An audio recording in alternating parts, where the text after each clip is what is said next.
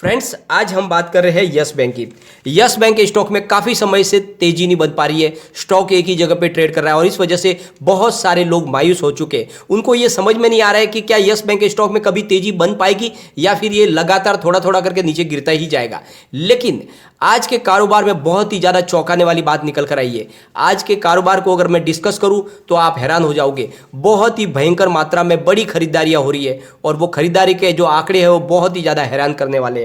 तो इतनी बड़ी खरीदारी हो रही है, उसके बावजूद भी इसमें प्राइस इतनी बड़ी नहीं रही है, तो उसके पीछे भी बहुत सारी वजह है। तो उसको हम डिस्कस करेंगे और साथ में फ्रेंड ये जानने की कोशिश करेंगे क्या अब यहाँ से यस बैंक का भविष्य उज्जवल हो सकता है, क्योंकि जिस तरह से कारोबार की जो डिटेल निकल के आ रही है वो बहुत ज़्यादा चौंकाने वाली है। ऐसा हमने कभी सोचा नहीं था, उस हिसाब से इसमें काम हो रहा है। तो इसका क्या नतीजा आगे हो सकता है? क्या यहाँ से रिजल्ट डिक्लेयर हो जाए उसके बाद में यहाँ की जो कहानी है क्या वो पलट सकती है? क्योंकि रिजल्ट पॉजिटिव आएगा इसकी पूरी संभावना बन चुकी है और जिस तरह से उन्होंने आंकड़े पेश किए थे बहुत ही शानदार आंकड़े थे और इस वजह से आगे संभावनाएं पॉजिटिव बन रही है। और इसीलिए आज के वीडियो में हम डिस्कस करेंगे बहुत सारी बड़ी डील को, जिससे पता चल जाएगा कि अब बड़े फंड हाउस में लगातार खरीदारी कर रहे हैं, रिटेल इन्वेस्टर का माल कम हो रहा है और बड़े फंड हाउस के हाथ में सारा का सारा माल जा रहा है। और एक बार सब बाजी पलट जाएगी तो उसके बाद में इसका पूरा गणित चेंज होने वाला है, क्योंकि अभी ये निफ्टी 100 का पार्ट बन चुका है, साथ में इसकी एमएफआई के लार्ज कैप में भी इसकी एंट्री हो चुकी है। इसलिए अब ये एक नॉर्मल स्टॉक नहीं रहा है बल्कि एक मजबूत लार्ज कैप वाला स्टॉक बन चुका है, जिसका मार्केट कैप भी बहुत ज़्यादा है और इस वेटेज की वजह से इसमें वैल्यूएबल बाइंग भी बहुत ज़्यादा हो रही है। तो आगे इसका भविष्य कुछ और होने वाला है। तो इस सारी की सारी संभावना हम इस वीडियो के माध्यम से तलाशेंगे। लेकिन फ्रेंड, उससे पहले अगर आप पहली बार हमारे चैनल पे आए तो चैनल को सब्सक्राइब कर दीजिए, एक बेल आइकन दबा दीजिए। चलो फ्रेंड, वीडियो स्टार्ट करते हैं। मैं हूं आपका दोस्त एसबी दवे और हमारे अपने चैनल ऑनलाइन कमाई में आपका बहुत बहुत स्वागत है। फ्रेंड, सबसे पहले हम कारोबार को डिस्कस कर लेते हैं। आज यस बैंक का स्टॉक 14 पर ओपन हुआ, हाई बनाई 14.15 की, लो में चला गया 13.90 के। कल भी ये 13.90 पे लो में गया था, लेकिन फिर उसके बाद क्लोजिंग इसने 14 के ऊपर दी। आज भी इसने क्लोजिंग दी है 14 के ऊपर और 0.36% डाउन था आज पूरे दिन के कारोबार में। लेकिन इसके पीछे जो वजह है फ्रेंड वो है बाजार में गिरावट।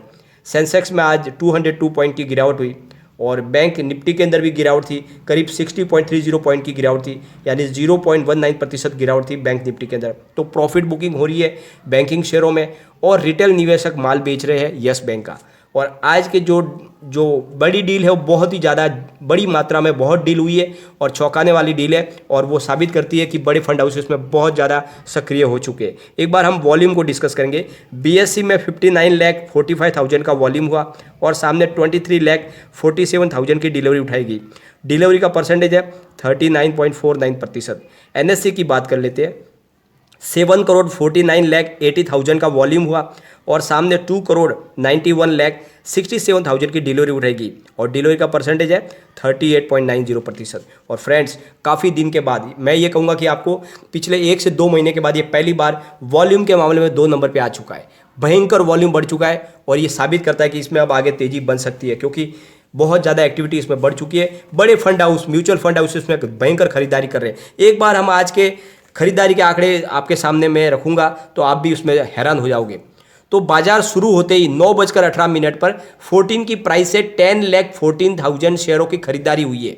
फिर 9:20 पर 14.5 की प्राइस से 13,57,000 शेयरों की खरीदारी हुई। उसके बाद जस्ट 2 मिनट के बाद 9:22 पर 14.10 की प्राइस से 10,44,000 शेयरों की खरीदारी हुई। फिर 9:26 पर 14.05 की प्राइस से 12,01,000 शेयरों की खरीदारी हुई। फिर 9:35 पर 14.05 की प्राइस से 13,46,000 शेयरों की खरीदारी हुई। सब खरीदारी हो रही है, लगातार बड़े फंड हाउस खरीदारी कर रहे हैं। 9:56 पर 14.05 की प्राइस से 10,47,000 शेयरों की खरीदारी हुई। फिर 10:44 पर 14.10 की प्राइस से 10,03,000 शेयरों की खरीदारी हुई। अब 11:11 पर 14.10 की प्राइस से 13,55,000 शेयरों की खरीदारी हुई। फिर 11:13 पर 14.15 की प्राइस से 10,15,000 शेयरों की खरीदारी हुई। फिर 11:17 पर 14.05 की प्राइस से 14,48,000 शेयरों की बिकवाली हुई। यह एक बिकवाली है, इतनी बड़ी खरीदारी के बाद में एक बिकवाली आई है। उसके बाद 12:46 पर 14.05 की प्राइस से 17,95,000 शेयरों की खरीदारी हुई। फिर 1:02 पर 14.5 की प्राइस से 11,75,000 शेयरों की खरीदारी हुई। फिर 1:19 पर 14.05 की प्राइस से 31,08,000 शेयरों की खरीदारी हुई। फिर 1:19 पर ही 14.10 की प्राइस से 10,66,000 शेयरों की खरीदारी हुई। तो आप देख लो, भयंकर खरीदारी हो रही है, बहुत काफ़ी दिनों के बाद इतनी बड़ी बड़ी डील हो रही है आज। फिर 1:38 पर 14.05 की प्राइस से 21,11,000 शेयरों की खरीदारी हुई। फिर 2:32 पर 14 की प्राइस से 22,82,000 शेयरों की बिकवाली हुई। ये एक दूसरी बिकवाली है। फिर 2:32 पर ही 14.05 की प्राइस से 10,50,000 शेयरों की खरीदारी हुई। फिर 2:48 पर 14 की प्राइस से 17,30,000 शेयरों की खरीदारी हुई। फिर 2:53 पर 14 की ही प्राइस 19,29,000 शेयरों की खरीदारी हुई। फिर 3:05 पर यानी बाजार क्लोज होते होते 14 की प्राइस से 29,17,000 शेयरों की खरीदारी हुई। फिर बाजार बिल्कुल क्लोज होते हुए 3:25 पर 14.05 की प्राइस से 17,01,000 शेयरों की खरीदारी हुई। उसके बाद में बिल्कुल बाजार क्लोज होते हैं 3:26 पर 13.95 की प्राइस से 12,93,000 शेयरों की बिकवाली हुई। तो आप देख लो, इतनी भयंकर मात्रा में जो खरीदारी हो रही है उसमें बिकवाली सिर्फ 3 है और कम से कम सामने 25 से 30 बड़ी खरीदारी हुई है। यानी फ्रेंड्स, बड़े फंड हाउस पूरी तरह से अब खरीदारी के मोड में आ चुके हैं यस बैंक के अंदर।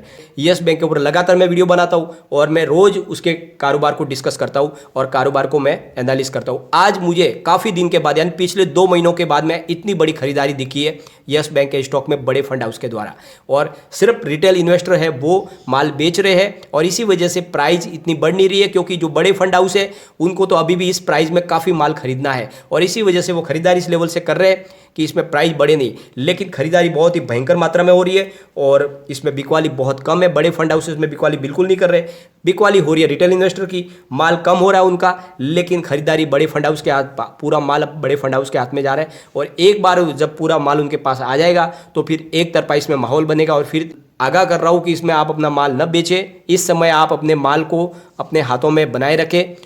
यह स्टॉक में बहुत आगे तेजी बनने वाली है। भले इसमें आपको 1-2 महीने के लिए इसमें गिरावट दिखे, लेकिन आने वाला इसका भविष्य बहुत ज़्यादा उज्जवल है, क्योंकि बहुत ही भारी मात्रा में इसके एनपीए की रिकवरी हो रही है। कल भी हमने वीडियो बनाया था, क्योंकि अब डीएचएफएल से भी इनके 2500 करोड़ की जो रिकवरी है उस वहाँ से काफ़ी संभावना बन चुकी है इनके रिकवरी की।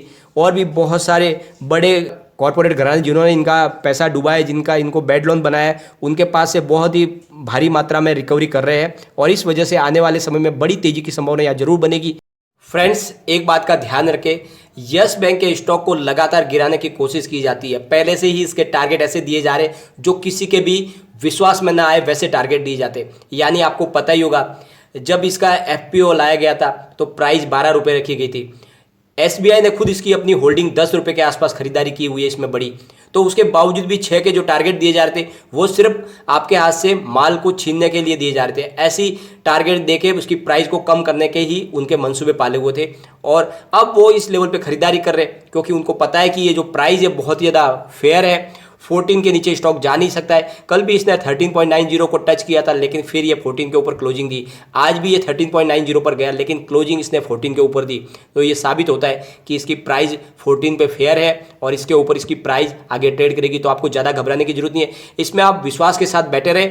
यह मल्टी बैगर स्टॉक है और डेफिनेटली मल्टी बैगर रिटर्न देगा, परंतु थोड़ा समय लगेगा। आप थोड़ा सा धैर्य रखें, क्योंकि कभी भी आप अगर बैंक या पोस्ट ऑफिस में भी एफडी करते हो तो आप 8 से 10 साल का वेट करते हो। तो कम से कम यस बैंक में आप कम से कम जो इन्वेस्टमेंट किया उसको 1 से 2 साल के लिए तो भूल जाए, क्योंकि यस बैंक की जो शुरुआत हुई है वो भी 1 साल ही हुआ है, पूरी तरह से डूब चुकी थी। उसके बाद में फिर से एसबीआई के मैनेजमेंट के थ्रू प्रशांत कुमार ने जब इसकी बागडोर संभाली उसके बाद तो 1 साल हुआ है और बहुत बड़ा एनपीए इनको मिला था। काफ़ी इन्होंने रिकवरी कर ली है और इनकी टीम, प्रोफेशनल जो टीम बनी हुई है वो लगातार रिकवरी कर रही है। तो थोड़ा समय तो इनको दीजिए। लेकिन फ्रेंड, कोई भी इन्वेस्टमेंट करने से पहले अपने फाइनेंशियल एडवाइजर से एक बार एडवाइस ले ले या अपना खुद का रिसर्च करें, क्योंकि मैंने वीडियो आपके एजुकेशनल पर्पज के लिए ही बनाया।